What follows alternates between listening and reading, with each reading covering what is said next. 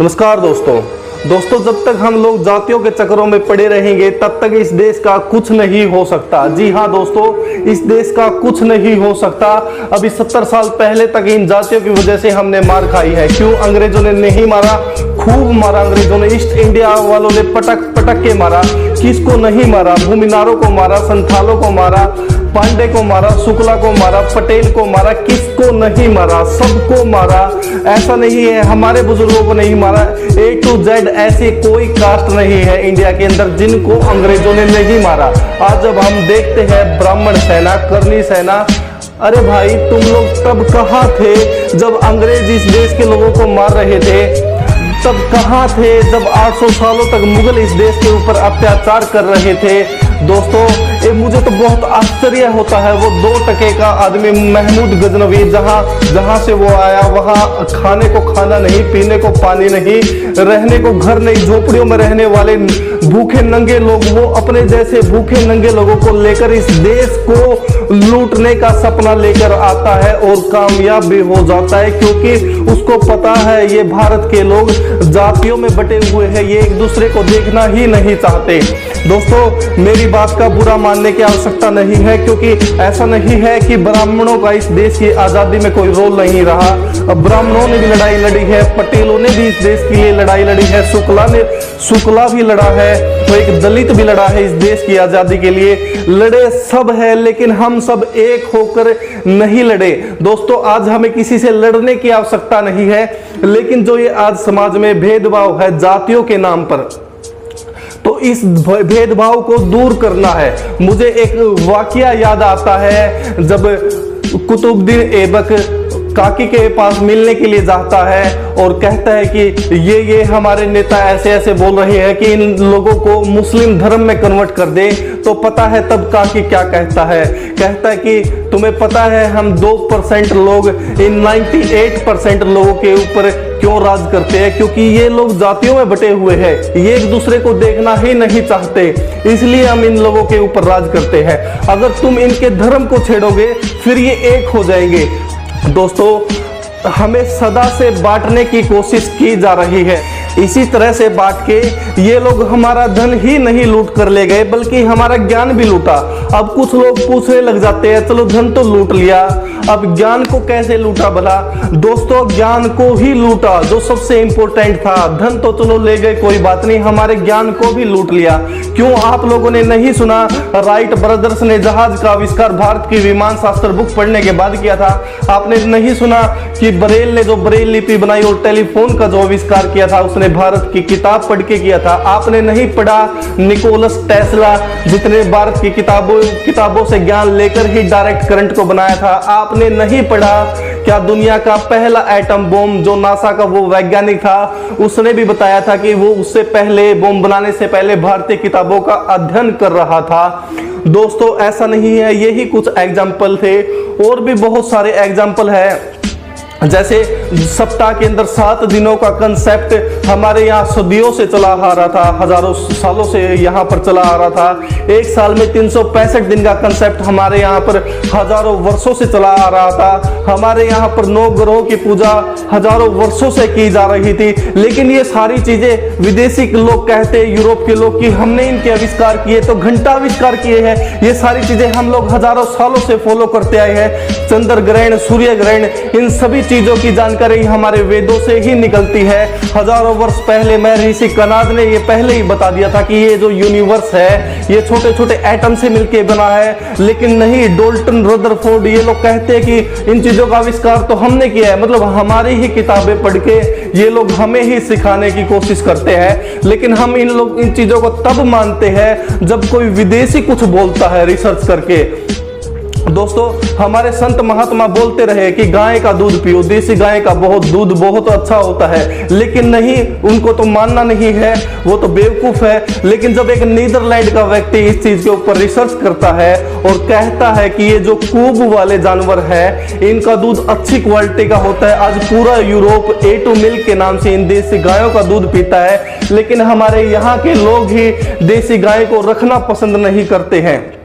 दोस्तों जब हमारे संत महात्मा आपको बोल रहे थे सात्विक खाना खाओ, सात्विक खाना खाओ, तब तो कोई उनकी बातों के ऊपर ध्यान नहीं देता। लेकिन यूरोप से एक कंसेप्ट आता है वीगन बनो। वीगन, एक वीगन क्या है? वीगन वो जो जिन लोगों को नहीं पता, आज पूरा बॉलीवुड वीगन हो रहा है धीरे धीरे। जिन लोगों को नहीं पता, अपनी उम्र को कम करने के लिए डायरेक्ट प्लांट से जो भी हमें फल फ्रूट मिलते हैं सिर्फ उन्हीं को खाया जाता है, उसको वीगन बोलते हैं। और वैसे देखा जाए तो वीगन वगैरह ये कुछ नहीं होता, ये बिल्कुल वही सेम टू सेम वही थ्योरी है जो हमारे वेदों से निकलती है। सात्विक खाना खाना चाहिए। हमारे यहाँ पर संत महात्मा बोल बोल के सीख गए कि हमें बोलते रहे, बार बार बोलते रहे ब्रह्मचर्य का पालन करो, ब्रह्मचर्य, लेकिन नहीं, उनको तो हम पागल समझते हैं। अब 3 साल पहले ही एक वैज्ञानिक, मुझे उसका नाम मेरे दिमाग से हट गया है, उस वैज्ञानिक ने एक नो फैप की थ्योरी दी। नो फैप कुछ नहीं है दोस्तों, उस ब्रह्मचर्य की सेम टू सेम वही थ्योरी है जिससे फिर वो उसने बताया कि इस चीज से ये फायदे होते हैं। लेकिन जब हमारे लोग ही इन फायदों की बात करते हैं तब उनको पागल समझा जाता है। दोस्तों सब कुछ यहां से निकलता है, सारी की सारी अल्फा न्यूमेरिकल वैल्यू यहां से निकली। आपने न्यूमेरिकल वैल्यू, आप कुछ लोग कहते हैं कि जीरो का आविष्कार आर्यभट्ट ने किया था, घंटा किया था जीरो का आविष्कार आर्यभट्ट ने। आर्यभट्ट की किताब से यूरोप वालों को जीरो मिला था। आर्यभट्ट ने कभी नहीं कहा कि उसने जीरो का आविष्कार किया है। जब यूरोप वालों की काउंटिंग रुक गई तो उन्होंने गलती से कहीं एक हमारे महान ऋषि आर्यभट्ट की एक बुक मिल गई जिसके अंदर बहुत सारा ज्ञान मिल गया और उनको न्यूमेरिकल वैल्यू और साथ में जीरो भी मिल गई। तो उन्होंने जानबूझकर हमें बेवकूफ बनाने के लिए कहा कि आर्यभट्ट ने जीरो का आविष्कार किया। आर्यभट्ट बहुत महान वैज्ञानिक थे, उन्होंने जीरो का आविष्कार नहीं, उन्होंने बहुत सारे आविष्कार किए थे। दोस्तों हमारे ज्ञान को लूटकर आज भी वो रिसर्च कर रहे हैं, लेकिन हमें ही पागल बना रहे हैं। हमें जानबूझकर जातियों के अंदर वो बांटना चाहते थे और आज भी बांट रहे हैं। दोस्तों आपको जानकर हैरानी होगी, अगर आप लोग अगर किसी विदेशी की बात पर ही यकीन करते हैं तो मैं आपको बता दूं, हजारों वर्ष पहले जब मैगस्थनीज इस देश के अंदर आया था तो मैगस्थनीज ने अपनी बुक के अंदर लिखा कि भारत के अंदर केवल 7 जातियां हैं और यहाँ पर आश्चर्य की बात यह है देखने के लिए, यहाँ पर यूनान की सभ्यता की तरह किसी भी जात में किसी भी प्रकार का भेदभाव नहीं है।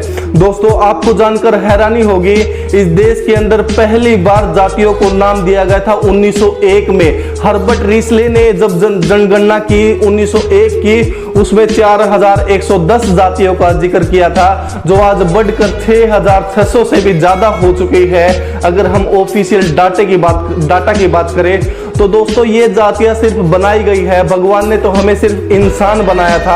हमें जातियों पर गर्व की बजाय हमें अपने धर्म पर गर्व करना चाहिए, जिन्होंने हमें इतना महान ज्ञान दिया, हमें दुनिया को भी ज्ञान दिया। आज हम जिस स्टेज के ऊपर, जिस आधुनिक दुनिया में है, इस पूरी आधुनिक दुनिया का श्रेय अगर जाता है तो हमारे हिंदू धर्म को ही जाता है। आप अपनी जाति से पहले एक सनातन धर्म के व्यक्ति है, एक हिंदू धर्म के व्यक्ति है। अगर आप ये सोचते हैं कि ये जात पात हमारे यहाँ से निकलती है तो मैं आपको इसका एग्जाम्पल देता हूं कि वेदों के अंदर वैदिक काल के अंदर जो आप आज ये पंचायत नाम का जो ये शब्द सुनते हैं ना, गांव में जो पंचायत होती है तो राष्ट्रीय पंचायत, तो ये पंचायत शब्द आप बार बार सुनते हैं।